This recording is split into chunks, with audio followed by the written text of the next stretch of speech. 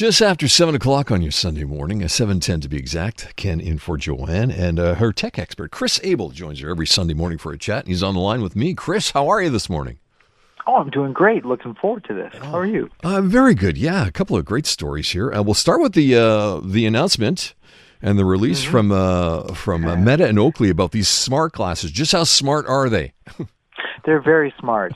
So Meta has been very successful in terms of marketing and selling smart glasses using Ray-Ban sunglasses. And these are glasses that are built in with both cameras as well as microphones, so you can take photos, record video, as well as using your voice to be able to activate that. So it's a hands-free experience. Wow. It's been very, very popular. What they have announced is the next generation. And so the next set of glasses that are going to be launching in July are built for action. And so in this case, they've decided to partner with Oakley instead of Ray-Ban. So these Oakley sunglasses, they will be durable, they will be water resistant. They're designed for people who are athletic, who are active. The videos offer quality up to 3K video. They can do not just longer form videos, but you can actually do live streaming. So if you're in the middle of a marathon, you can actually chat with people while you're doing the marathon.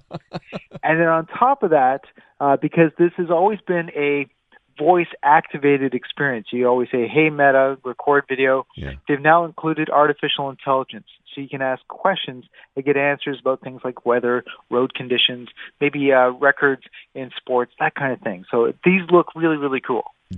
Chris, that Best Buy gift card that I got at Christmas, is that going to cover it? How much do these things cost?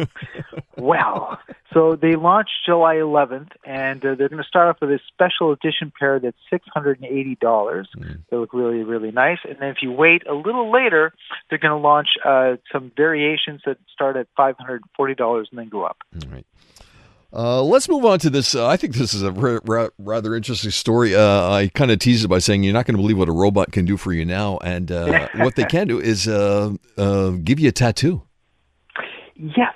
The very first robot that's capable of being a tattooist has just launched in New York. There's a small tattoo shop there run by an artist known as Bang Bang. And he's been working on this problem for a long time. It's not an easy thing. There have been a lot of people who have attempted to get machines to give tattoos. It's a tricky, tricky thing. The problem with doing a tattoo, and I've actually been trained by Lizzie Renaud here in Toronto, she gave me lessons on doing a tattoo, is that you are drawing, yes, it's very much like drawing, but you're on a canvas that's flexible and tends to move around a lot. Human skin is not like paper. It's not a flat surface. And so when there's been attempts to get machines to do tattoos, that's the problem. It turns out messy things are moving around. So Bang Bang said he worked with a company and came up with this robot called Arrow. And Arrow's specialty is that Arrow has not only artificial intelligence, but has the ability to scan the body part using lasers for precision measurements. So now, as the computer starts to perform the tattoo design, and it does it like a printer, one dot at a time that composes the matrix of the image, it's constantly adjusting for the changing elevations of the human skin so that the finished image looks clean and looks proper, like a two-dimensional image that's been done on a flat surface. Wow, very impressive. I'm just not sure why the guy calls his shop Bang Bang. You think he'd go with something a little gentler, smooth skin or... They do call them tattoo guns, and it's kind of nice in that I don't believe you should give a gun to a robot, but I guess we can make an exception for a tattoo gun. The one thing I will say is a criticism is that the resulting images done by Arrow the robot tend to look printed. Like a printed image. And I think a tattoo is best when it's illustrative and done by a human artist. Now, yes, Bang Bang says, hey, the tattoo designs it does are drawn by him and then digitized into a computer. He says the advantage is that he can now load Arrow with his tattoo designs. Arrow the robot can continue to do his tattoos even after he's dead and gone, which means he can leave the robot behind as a legacy to his family, and his tattoos can continue to be given to people in the future. Well, look at that. And one more with Chris Abel this morning. It's this. Tell me about this camera and how it can create AI poetry. Yes, a group of artists in New York have just opened up a small little shop, and they're starting to build cameras they're going to launch this fall.